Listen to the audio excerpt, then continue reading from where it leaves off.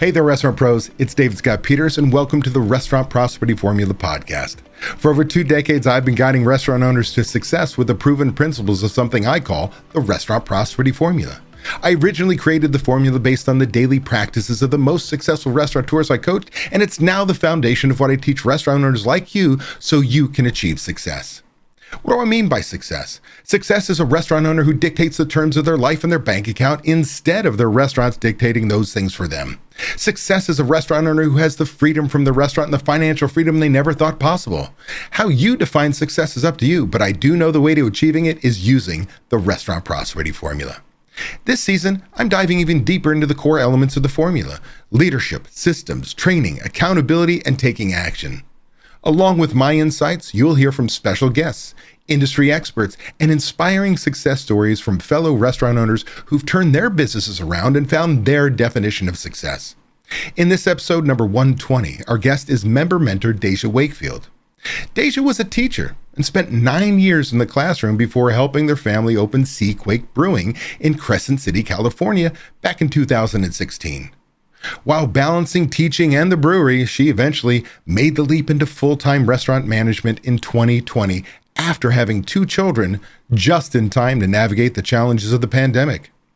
In 2024, the business is expanded by opening Seafront Baking Company, a bakery, sandwich shop, and pizzeria. Now she oversees operations for both businesses, as well as helping with their marketing and special projects. Deja is passionate about continuous learning and professional development.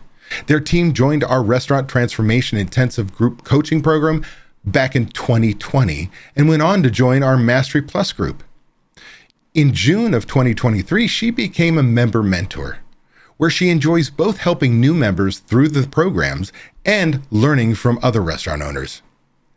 Listen in as Deja shares what it was like transitioning into the restaurant business full-time, opening a second restaurant after having learned the systems and the keys to any restaurant owner achieving success. Let's get started. But first, a word from our sponsor. We all know managing costs is one of the most important parts of running a profitable restaurant, especially now. But between fluctuating vendor prices, waste, labor, and the never-ending list of tasks that demand your attention on a daily basis, it can be challenging for even the most experienced of us to manage costs well. That's where Margin Edge comes in. Margin Edge is a complete restaurant management software that automatically uses data from your POS and invoices to show you food and labor costs in real time. Don't wait until it's too late. Margin Edge gives you tools to make decisions in the moment, like a daily P&L, price alerts on key ingredients, and real-time plate costs, all without ever having to touch a spreadsheet. Take control of your costs, work more efficiently, and be more profitable. Go to www.marginedge.com/DSP to learn more and schedule your demo today. Deja, I want to thank you so much for doing this with me. Thanks for having me. So I want to start off with that I'm excited to do this because you've been not only a member and still are, but you're a member mentor to our groups, and you provide great insight. And I'm going to dare say that it's really exciting for me to have a restaurant owner, a woman who brings that perspective to everything, because it's a highly male-dominated world, and especially in the restaurant world. And I can come from a very male-dominated, like aggressive stance and so on. And you bring this great patience to the process of coaching members and putting change in place. And I think that's really important to have that balance in our group. Now, one of the reasons why you became a member mentor is you are somebody who has knocked it out of the park. You have implemented systems. You have had your managers go away and have to re-implement and train. And now you've got systems in place that the next person up is ready to go. You're not concerned when you're going to lose somebody because you know you're going to lose somebody. And during the process, you pulled yourself out of day-to-day operations and opened another restaurant. And you're not in day-to-day of either one of those stores. You may float in and may spend some time, but you're not on the schedule. And I think that's pretty amazing when you look at where you started. And I want you to share your story a little bit, because you didn't necessarily want to be in the restaurant business or decided to be in the restaurant business. It was kind of thrust upon you. Can you talk about that a little bit? Yeah. So when we started the restaurant, I was a teacher. I went to college for teaching. I thought I was going to be a teacher forever. There was never a thought in my mind that I wasn't going to be teaching. I taught third grade for 9 years, loved it. And then our family had opened Seaquake Brewing in 2016. We knew nothing about brewing beer. We are all totally self-taught. Thank goodness for YouTube and books. And so we opened the restaurant. The partners at the time did not want to own a restaurant. None of us wanted to own a restaurant. We wanted to have a tap room, but we knew we needed a little bit of food to keep people happy. Our customer base very quickly shifted us and told us, no, you need to add on. So we added on, added more to our team. We're now, I kind of joke hey, we're a full service restaurant. And oh, by the way, we're a brewery. We brew our own beer. And so in 2016, when we opened, I was still teaching at the time. I helped get it open in the summertime, and then I went back to teaching in the school year. And I thought that's just kind of how it was going to be. And in 2020, we had our second child the year before, and I was starting to have this shift of thinking I'm spending a lot of time with everyone else's kids and not my own. So what a better job to get into than get into the restaurant. But now through this program, we've made that shift back to I have a lot of time for my kids. But so in 2020, COVID hits. And the manager we had at the time she actually wanted to go into teaching. Ironically, she is now teaching in the classroom that was right next to the room I was in when I was a teacher. So we switched spots and came into the restaurant with a teaching background. I am not a business person. My husband is the business person. My father is the business person. I am not. So I jump in 2020. In 2021, we kind of my husband had always listened to your podcast. We had seen you speak in LA, and it was always in the back of his mind of we need a coach. And so we reached out in the end of 2021, started the program in 2022, and the rest is history. It's just been an amazing journey to see where we started from. When we started, I was on the floor at lunch. He was on the floor at dinner after he'd already worked his full-time job during the day. And then he'd come to the restaurant and take over at night. And so once we brought our implementer in, we started putting the systems in place and delegating, which I really had a hard time with, but I'm really good at it now. And so once we got those things in place so that we felt comfortable to step away, now I'm not on the schedule. I don't have to be on the schedule. I came in today to help with Valentine's Day because I wanted to, and it was fun to see the customers and chat with the customers. So I step in and help when I need to. I'm taking on other projects. I'm helping with our marketing. I'm helping with other special events and things to bring more business in. So it's definitely been quite a shift over the years, and I'm very thankful that we joined the program. And you opened a second restaurant. It's not been months. I mean, talk about that. You get yourself out of the business. You've got managers in place. You're spending time with the kids. Hell, you even had the joy of having COVID and staying home, and everything still worked. I remember that. You're like, I'm home. It was kind of a break. But in the meantime, you're opening another restaurant. So what was it like opening the new restaurant? Because opening the first restaurant or growing into it was a little bit of a chaotic feel to it, a little bit like, what are we doing? What was it like opening a second restaurant when you had already put systems in place? Did it suck you in? Did it take over your life, or what was it like? So luckily opening the second restaurant, since we had the systems in place at the first restaurant, I just kept overseeing the operations at the first restaurant, but a lot of my focus had gone into the second restaurant. And luckily, because of the systems and the things we had in place, I felt really confident about letting the brewery operate. We were there, we met with the managers and stuff, so we weren't totally gone, but I could spend a lot of time on the second place. When we opened the second place, again, I was really involved on the floor for probably the first month and a half.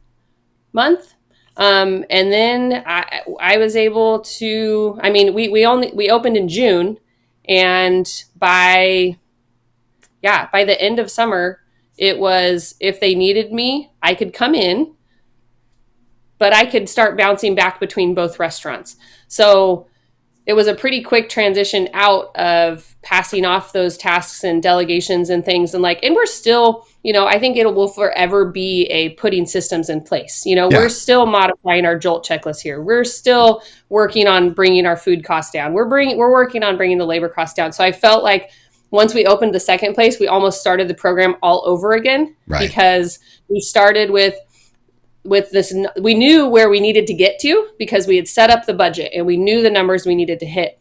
And so the cool thing is it's not taking us years to figure it out. We knew we had the budget, and for the first 5 months, we knew we were over budget. It was in our heads, I was like, okay, we're over on labor, we're over on food. We know that. What are we getting ourselves? Where are we getting ourselves to? And so the cool thing, just this last week, we finally were below our labor target. I was like, okay, great. But like I said, we knew at the beginning, we made a conscious decision. This is what we want to get to, but we know we're not going to do that because there's still all these growing pains. But now we're quickly making all those fixes that we knew we needed to make and that we knew we were working to. So, and it's always going to be an ongoing process, but having the knowledge and having the budget and knowing what we needed to get to was huge, instead of just flying blind and thinking oh, let's run this special. This will be really great. And having no idea what the food cost was. It's well, that's a 40% food cost. That's not helping anything. We're losing money doing that. So there's so many things that having all that knowledge and having the systems and the programs has made such a difference. So you went from, most people, when you open a brand new restaurant, it sucks your life. It's easily 6 months to a year. You're talking a month and a half, and you're pulled out because you have the systems in place. So talk about the difference of changing your company culture, a restaurant that you had open for years, you coming in as the new set of eyes, Matt's wife is here, versus now Matt's wife is technically running the place, and Matt's wife is now Deja, and Deja is no longer Matt's wife. Deja's she's here all the time, to all of a sudden changing the culture, going through that who is this person, even though you're the owner, to creating a culture when you could open up with the systems. What's that major difference between the two of those? When you can, with the second restaurant, when you can open with all those expectations and systems, and this is the way it is, and this is the person we're hiring for, this is the personality or the person we're looking for, and you can start off by putting the right person in the right seat, instead of being okay, I have this crew, where do I put people and how, and I'm shifting, and it's growing pains for people, because change is really hard for a lot of people. That's not, nobody, while I always knew the staff and stuff, they didn't see me as the boss. I took a very backseat role to anything. I was just, I came in and said hi, and they knew the boys because we'd hang out in the brewery, and, and coming in during COVID, when there was already so many changes happening as it was definitely a shift. Getting people to use the radios and use JOLT checklists and all that kind of stuff. And some people really liked it, and some people really didn't. And but the change we've made has really brought together this great group of people. And I was just talking with our manager the other day, and he's like, we have a really great group. And I was like, I agree. Hats off to him, because he really has embraced the culture aspect of it, and how important it is. And I've said it till I'm blue in the face to the staff of I want this to be a great place for people to work. You're not always going to love coming to work. Who loves coming to work every day? But I want this to be a great place where you feel welcome, you feel that people have your back. And so when we went to open the second location, we actually brought two of our managers who were at Seaquake to Seafront. And that really helped, because they had already, one of them had actually been with us through all the changes that I had made. And then he was who we brought to the seminar. And him at the end of the seminar, he was like, I get it now. Like, I get it why we were making all the changes and why we were doing these things. And so having him see the whole process and see it all come together and then come with us to Seafront, to the second location, to kick it all off and to inspire that same culture and that same experience. Like, I feel overall between both locations, like, I feel like we have an awesome crew and the culture is really good. We check in on it a lot. We're constantly surveying the staff. They get a question after every shift. How was your shift? Give us feedback. And so we're always like in touch and chatting with them and stuff. And so it just feels like there's just a really good feeling overall, but it was definitely easier at the second location than making all the changes at the first. 100% worth it making all those changes in the first location. And I think what at the first location, I don't think it was bad by any means. Like, I think the crew that we had was a great crew. We still have several of those people still working for us. It was just that all the changes that we have made just really leveled it up and have taken it to the next level. And I made you a promise, and I think it was 100% true, that once you embrace these systems with an operating business, I promise you with 100% certainty, you're going to lose one or more of who you thought were your best people. Like, it is, it's a guarantee, because it's not that they were bad. It's they don't like change. They may have gotten you to this point, but they're not available or ready to take you to the next point, and they kind of peter out. They pause here, and they're no longer an asset, and 90% of them make the decision for themselves. It's not like you're fired. It's like, I don't want to do this. This is work. So do me a favor. I love the change that you made, but I also love the fact that you personally embrace the systems. Forget about you got your team, you led the team, you became the leader your restaurant needs. That is clear as a bell. But you started off, your husband is a CPA. So here is a numbers person, a serial entrepreneur, because he keeps throwing things at you, hence the second restaurant and plans for who the hell knows what else. With that said, you didn't like the numbers. You were feared the numbers would be an accurate statement. Where are you today? How do you feel about numbers? You may not be able to see exactly what he sees, but how do you feel about your numbers? Much better now. Like, I know what to look for. I know what to expect. I know where things are coming from. I think too, it was always, that, like, the numbers and that kind of stuff, that was always his lane. And so I just kind of was like, I don't really have to deeply understand it, because I know he's always like, he's doing that part.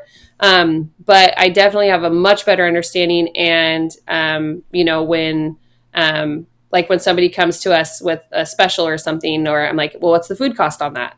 And then we talk about, okay, well, where's, we were just talking, down to the butter tabs.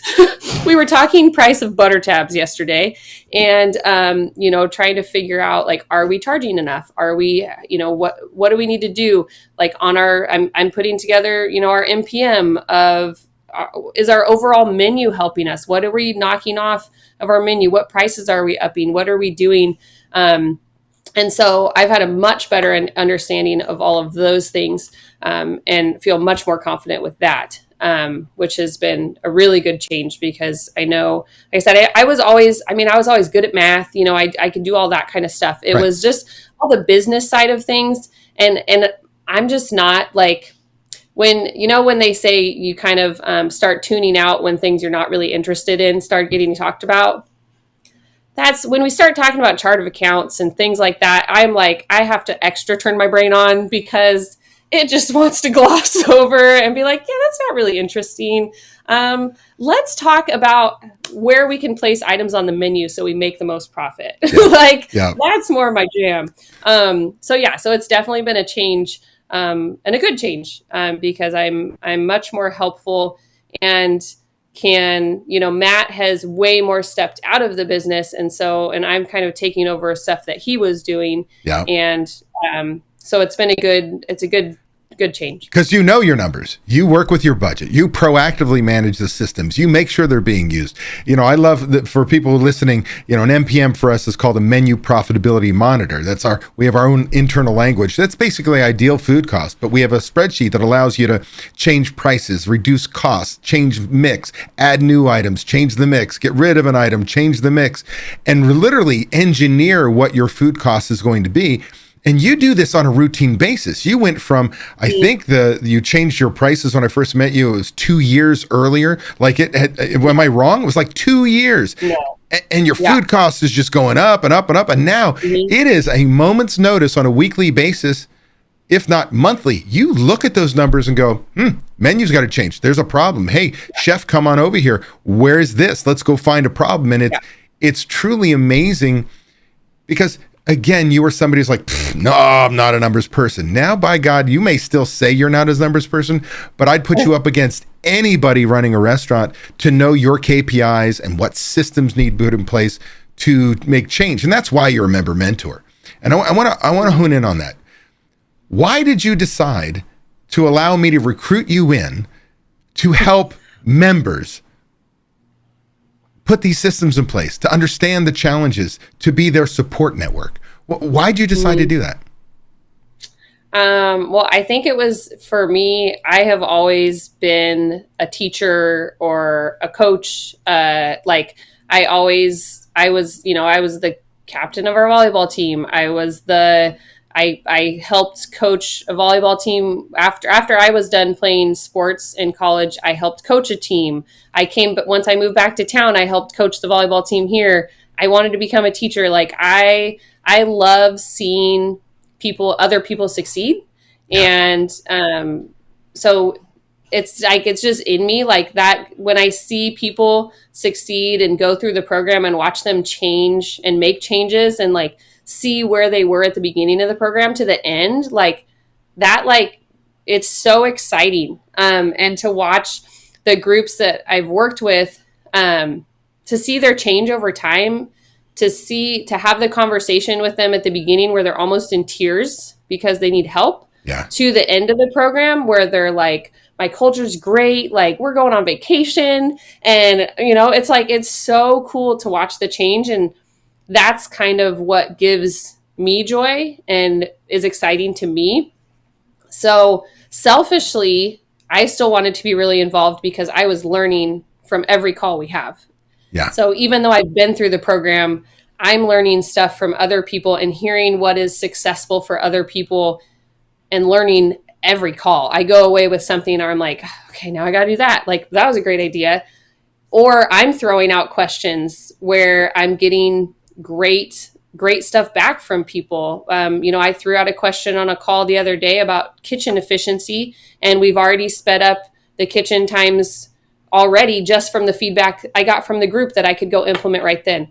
So it's just so nice to have that network of people. So selfishly, I wanted to still be involved in that because I loved the network that we'd created or that you've created and brought us into.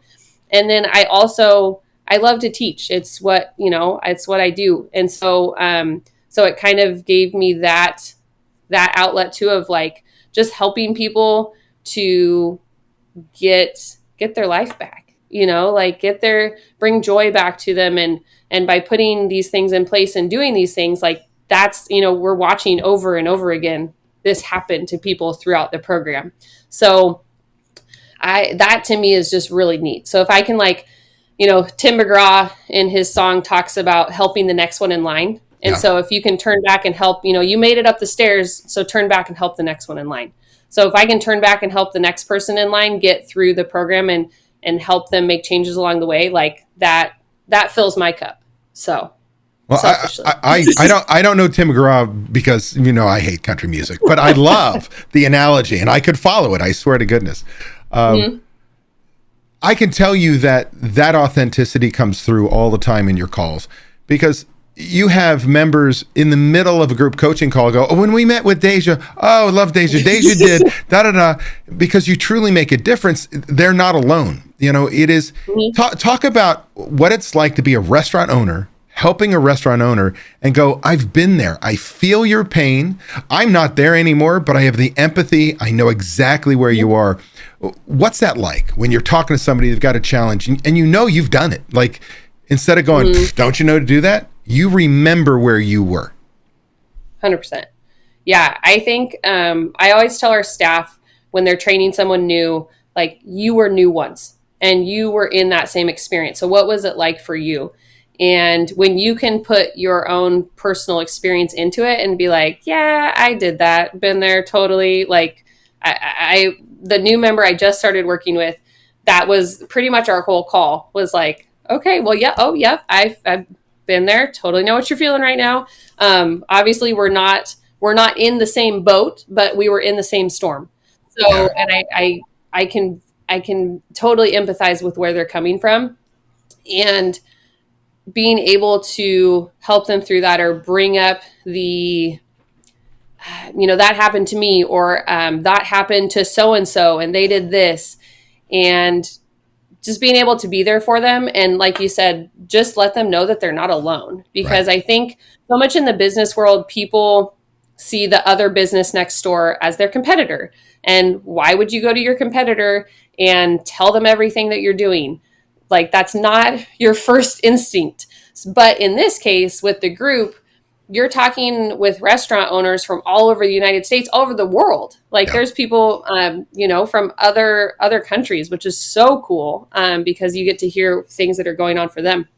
And so when you have this connection, on my call the other day, one of the restaurants was saying, like, it's just so nice to know I'm not alone. Yeah. You're not alone. You have all of these people who everyone in the group wants you to succeed. Like, they all are cheering for you. They are all willing to share whatever it is you need, whatever advice you need, whatever piece of equipment that you need help with. They're all willing. So you're never alone. And so working with the restaurants that I've been working with, it is cool to see, when you say that one thing and you can see them kind of like do the little smile. I'm like, oh yeah, you know what I'm talking about. So you've been there. That's happened to you. That happened to me. And this is how I worked through it. So yeah, that's really rewarding. It is something special. Restaurant owners know when somebody's not been in the restaurant business. When they get a sales call, a vendor comes up, like, you don't freaking understand. Restaurant owners know when they go to their entrepreneurial friends that have other businesses and they share their pain, and the people go, well, why don't you just do this? And the first reaction is, you don't freaking get it. Like, you don't know, right? When you get restaurant owners together, whether it's you as their coach, whether it is on a group coaching call, it's like this sense of somebody gets me. Like, they have had the same thing. They have picked up a cook from jail because they needed them for a shift. They have dealt with the harassment claim. They have dealt with the Karen customer who wants to kill them. They have dealt with food prices going up and dealt with not being able to make payroll or pay rent and so on and so forth. And it's this comforting feeling that, oh my God, it's not just me. I'm not alone. And like you said, somebody in the group has had that challenge and has fixed it and just tells you exactly, here's the piece of equipment, here's the company I used, here's what I did. And it's magic.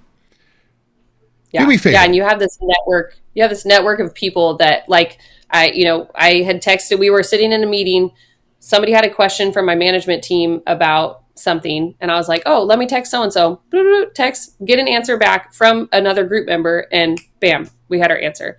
And then even after our call the other day, I had asked a question about our mobile bar stuff, and that member who was helping me out texted me the next day and said, hey, I was thinking about your problem.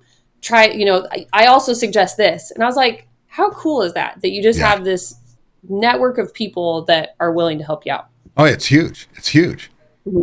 So I want to shift gears real quick.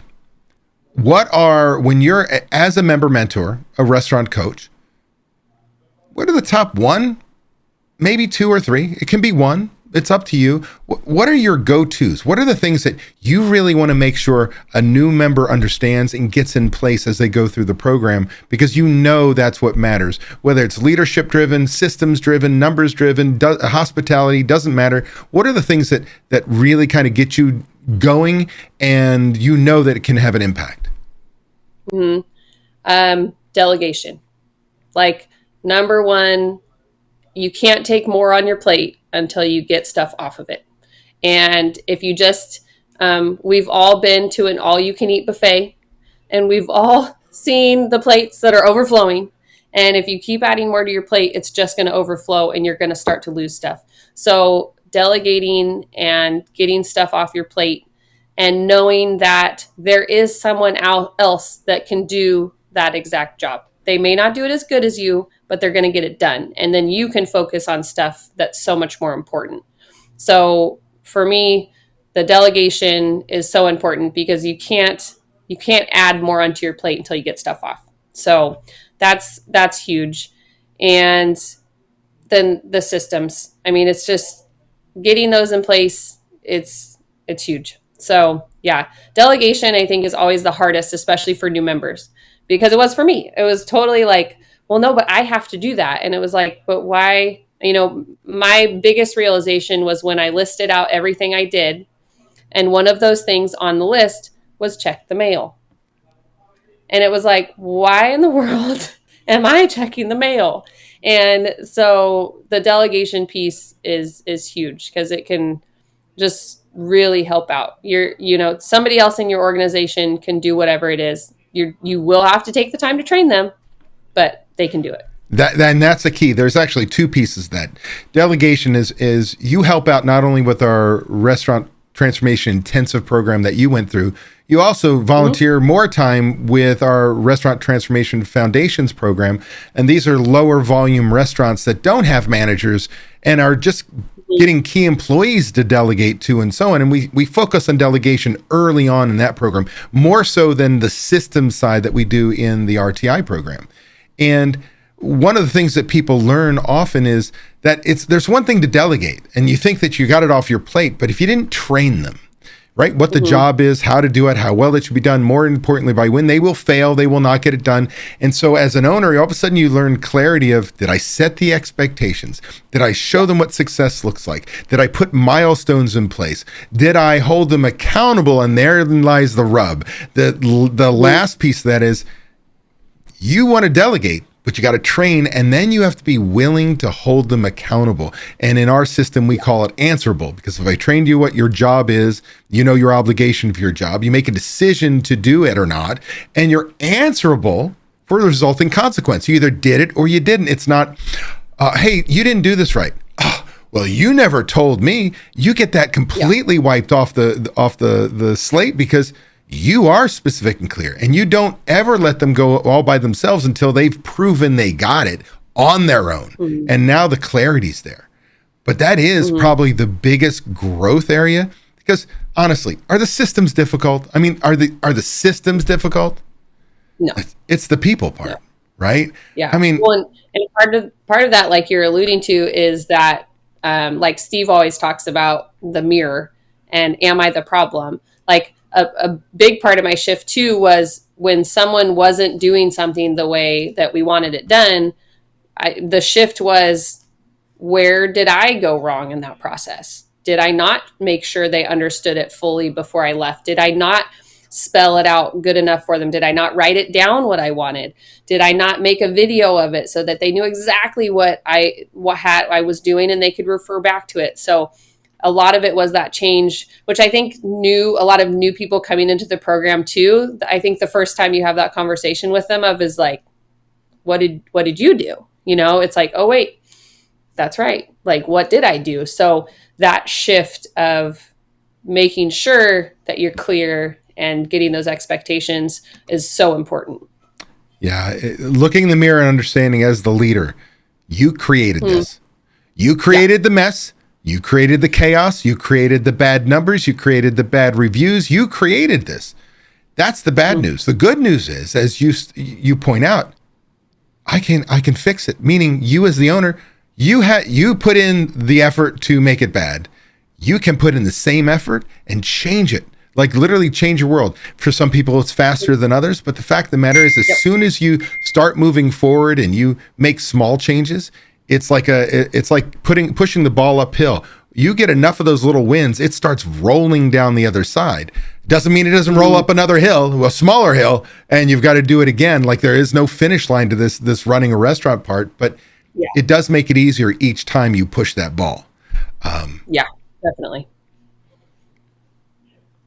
What, if anything, what is it that keeps you motivated to not only want to run your restaurants, worry about whether your husband wants to grow again, and still coach? Like, what is it that keeps you going? Because you've got young kids, you've got horses to take care of. Like, you are an active person. What is it that keeps you going, and why is this a part of it? Why do you make coaching other members and helping them a priority? I think selfishly for me, it keeps me going, and it keeps me engaged and always wanting to, like, when I hear what other people are doing to advance their business and make things better, and to hear their wins on a constant basis, it keeps me on the hamster wheel. It keeps me going that, yes, like this works, and I just need to keep chugging along. And when a member brings up some system that I haven't maybe paid the best attention to a little while, and I go, oh yes, I need to go check on that one. Or I so enjoy the calls every week, and I really look forward to them, because I just feel like I said, I learn something all the time, and I'm always big on constantly learning and continuous.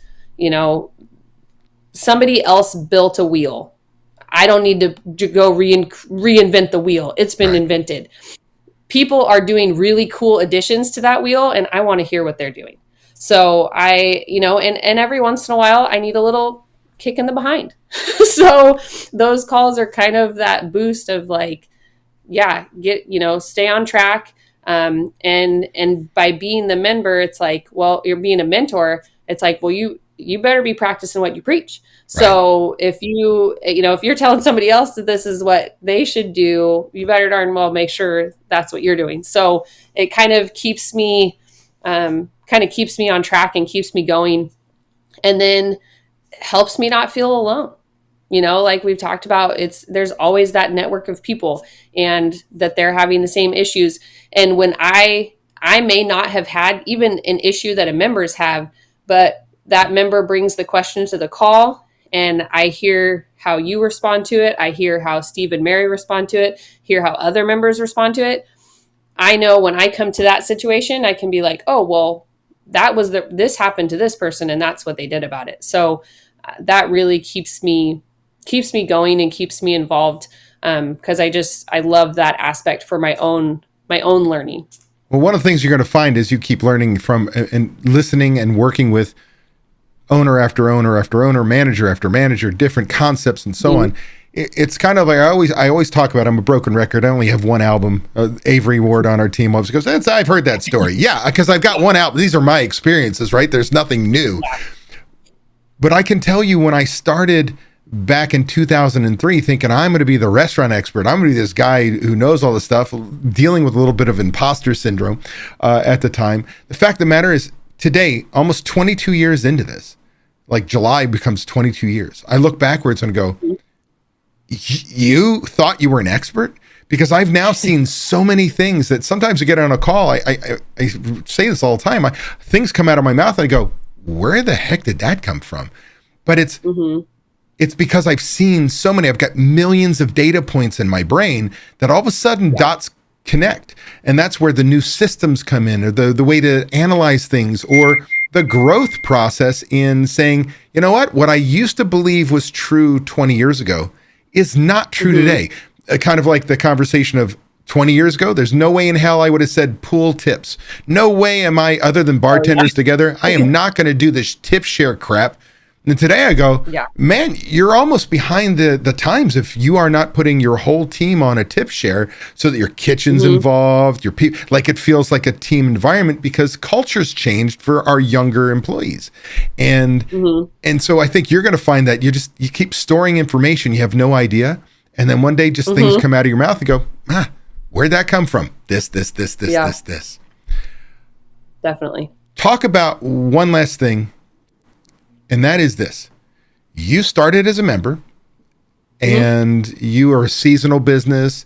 You weren't running on budgets, even though your husband was a CPA. You had a budget type thing, but it really wasn't a plan for success. It was just kind of numbers. You didn't have the strongest managers. Now you got a full management team in place. You were left a job, became a prisoner to your business. Now you show up when you want to. So you've made huge progress and change. You've seen the RTF program, the RTI program. You're heavily involved, but you're also a Mastery Plus member. And that's that is our highest level of entrepreneur in the restaurant industry in our groups. It's a group that meets in Vegas 3 times a year. It caps at 25. I think we're at 18 now. You missed this last meeting, made us sad. But with that said, what's it like being in the Mastery Plus side of things? As you elevate and gone through, what's it like being with that group? How is that different? Yeah, it's such an awesome group of people, and just knowing that I am one text or phone call away from someone who is going to literally stop whatever they're doing to text me back or call with a solution is so cool. You have all these people on your team behind you who are all successful in what they're doing. So you're getting people from so many different styles of restaurants, so many different areas of the country and the world. Yeah. So you're not just hearing what is inside your bubble or you're in your square. Like you're getting the benefit of when they go to a conference because they're bringing back this cool stuff, or when they go to a food show, they're bringing back things or a new way to do things, or there's just it's such a great group of people too. When we get together, it feels like a lot of these people I talk to more than some of my friends. So, you just feel connected as soon as you walk in the room because you have all these people who are in your corner all the time, or they're texting and asking a question. Hey, what was that like yesterday? What was that menu program, that you used? And so even after you had asked it. And so there's people who have tried, maybe it's technology, maybe it's software, whatever it is. They've tried it, they've used it, they either really liked it or didn't. And so they're doing a lot of that legwork for you. All of those things, it's hard to even put it all into words, like how great it is to have this group of, it's almost like having your own like research team because everybody's trying new things, seeing what works, seeing what doesn't, telling you what would they have tweaked or changed, or being willing to send you their whole promotional deck of, hey, this is what the promotion, here's all the stuff, use it, go for it.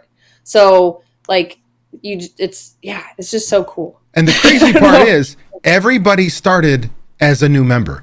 Everybody had the same problems new members are facing today.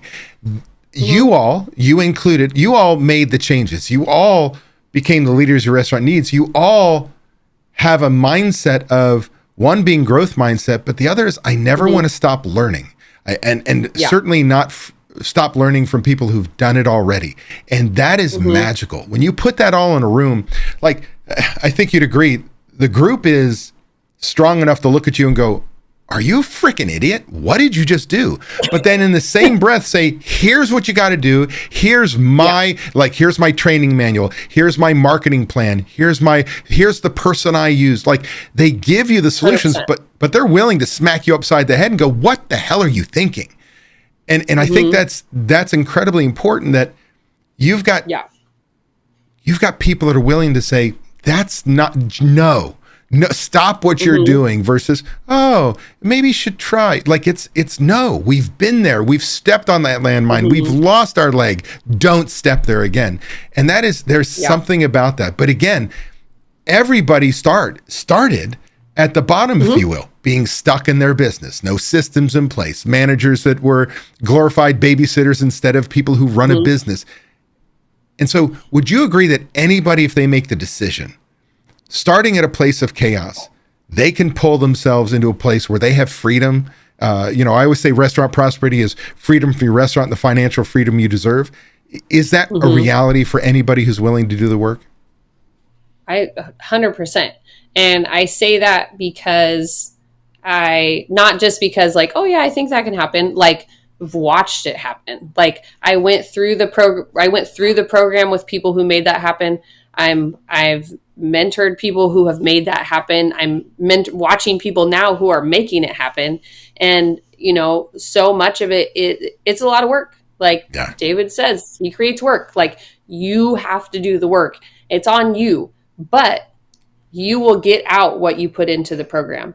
And if you really get into it and you do the things and you go for it, like, I've watched it happen. So it's not, it's not even like, oh, that'd be cool. It's like, no, like, it's so awesome to watch people when they first start, like that very first call where they may not even say anything. And then by the second call, they go like, I'm just really overwhelmed and I've got this and this and this. And then they get like, to the end of their time or a year later or something. And they're like, oh yeah, I'm on the call from Mexico. How's everybody doing? It's like, it's so cool to watch the changes and watch people be successful throughout the thing. So it is 100% possible if you're willing to do the work, if you're willing to look in the mirror and dig down and be growth mindset, to be open to the change. If you're not ready to do that and you think you're the smartest person in the room, it's not going to work. This is not the home for you. No. But if you're ready to do the work and you want to put in and you want to see the change, it's totally possible. And I've seen it happen. So it's cool to see. Deja, I really appreciate you doing this with me today. And I hope people understand a little more about you, what the program's like, what it is to be an entrepreneur, and that you can make change. Before we go, is there one thing we didn't talk about you wish we did? A favorite quote or book, something you want to share with everybody before we go? There's been lots of great books that have come from other members and everything through the program. And I think, Atomic Habits was one of those wonderful ones that really helped put things into perspective and set you up on a good path to like help with these systems and new changes and new habits. And then a quote that always comes to mind is my dad always said it, and I don't know where it came from originally, so I'm sure it was from someone, but a problem is only an opportunity for success. And you look at these problems and the restaurant is full of problems, right? Like there's a leaky sink that I need to figure out how to deal with. Like there's always going to be something. But if you try, and I'm still practicing this, but if you just try to see it as an opportunity for success and how am I going to make this better? And before you start the program, you might be in a place where it's just everything seems like a problem and you're down on yourself and it's hard. But if you just try to see it as this is an opportunity for success and how am I going to pull myself out? It's just a cool way to see a problem of it's not, okay, yeah, it's a problem. Now what am I going to do about it? And, I think for a lot of people, this program could be their way to find that opportunity for success, to get your team, to get your people that are in your corner, to get a coach. And, I think the coach aspect of it is so important because sometimes when you're in a problem, you can't see the way out. But if you have the coach, if you have the people behind you, you can start to see where those opportunities for success are. So those are kind of my go-tos, I guess. I like them all. And it's a great place to finish. I want to thank you so much. I appreciate you being on the team. I appreciate you doing this. And I hope people who are listening to us understand that their opportunity for change, whether with us or on their own, it's there. If you identify the problem and see it's an opportunity for success. That is a great piece of advice, and I'm going to steal it. Thanks, Deja. I appreciate you very much. Yep. Thank you. Ready to take the next step towards achieving restaurant prosperity, freedom from the daily grind, and the financial success you deserve? Book a discovery call with Ryan James to learn about our group coaching program. Ryan will guide you through how our program can transform your restaurant and help you achieve the prosperity and freedom you've been striving for. Click the link in the description below or visit dsp.coach/talk-to-Ryan to schedule your call now.